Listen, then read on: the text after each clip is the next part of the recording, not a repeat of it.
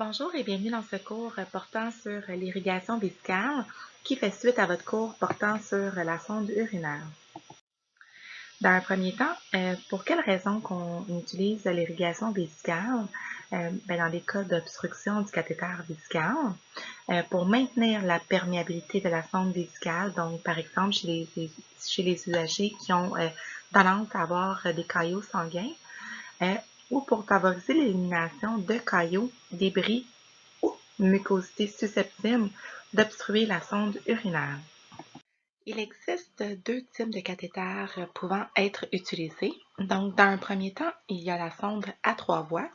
Comme vous pouvez voir sur l'image, il y a une voie servant au gonflement du ballonnet, une voie servant au drainage, puis une voie servant à brancher le système d'irrigation. Il existe aussi une sonde à deux voies, donc une voie destinée au ballonnet et une voie destinée à drainer l'urine ou à effectuer l'irrigation. Ou sinon, si la procédure nécessite trois voies, il est possible d'installer un connecteur en Y servant à répliquer l'effet d'une sonde à trois voies. Il existe différents types d'irrigation, donc il y a l'irrigation intermittente en circuit fermé, l'irrigation intermittente en circuit ouvert ou l'irrigation continue ou intermittente en circuit fermé avec solution d'irrigation. Donc ici, vous avez une petite situation clinique. Vous avez M. Henri Bourque, 70 ans, a été opéré pour la résection d'une tumeur cancéreuse de la vessie. Il porte une sonde en drainage libre et son urine est rouge. Donc ici, vous avez un exemple de montage d'une irrigation avec solution d'irrigation. Comme vous pouvez voir sur l'image, à votre droite, vous avez des poches d'irrigation avec solution stérienne. Puis vous avez une tubulure en Y avec un débitmètre qui est comme une petite roulette qui sert à ajuster le débit auquel on désire que la solution s'écoule. La tubulure vient donc se brancher dans une des voies de la sonde à trois voies. Puis aussi, vous avez le sac collecteur qui est branché dans une autre sortie ou entrée de la sonde à trois voies. Puis ensuite, la troisième voie qui sert à gonfler le ballonnet. La sonde est installée à l'intérieur de la vessie du client et de cette façon, cela permet d'irriguer la vessie. Il est essentiel aussi de noter que lorsqu'on a un système d'irrigation à trois voies avec solution d'irrigation, il faut veiller à vider régulièrement le sac collecteur d'urine et s'assurer qu'il n'y a aucune obstruction. Donc, on va valider pour s'assurer que c'est perméable. Car la solution d'irrigation peut s'écouler assez rapidement et si on ne pense pas à le vérifier de façon fréquente, et qu'il y a une obstruction au niveau de la sonde, à ce moment-là, ça peut créer une distension assez rapide au niveau de la vessie. Donc, pour ce qui est des interventions infirmières, il est essentiel de vérifier régulièrement la perméabilité du système.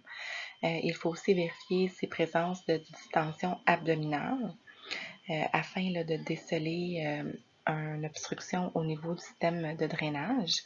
Il faut aussi évaluer le retour du liquide, donc coloration, présence de cailloux ou la présence de dépôts.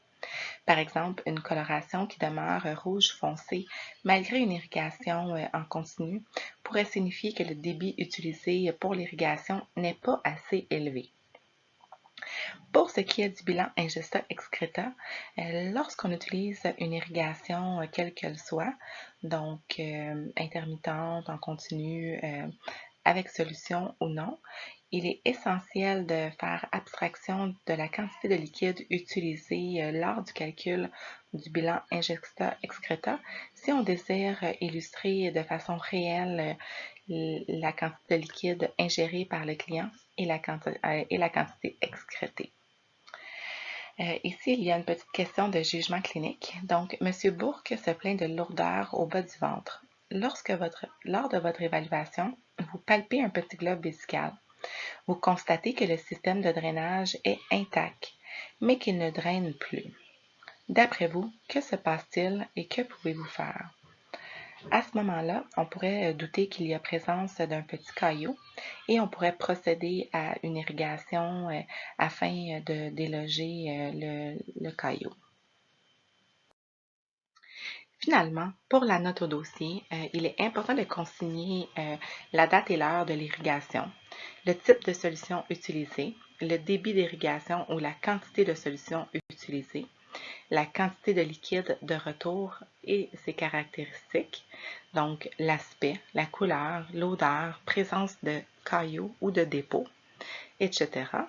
La réaction du client et sa collaboration, toute anomalie observée pendant la procédure.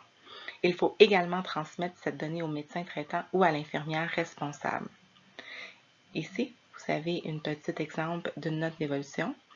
Donc, 2016, 20 juin, à 13h30, sac vidé, 125 ml d'urine rouge, cliente confortable, absence de douleur, abdomen souple à la palpation, absence de globe vésical, irrigation augmentée à 100 ml par heure selon ordonnance, retour d'urine rosé par la suite. Donc, voici ce qui termine la portion portant sur l'irrigation.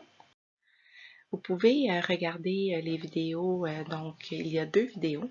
Une vidéo sur l'irrigation intermittente en circuit ouvert ou une autre vidéo sur l'irrigation continue ou intermittente en circuit fermé avec solution d'irrigation. Merci et bonne journée.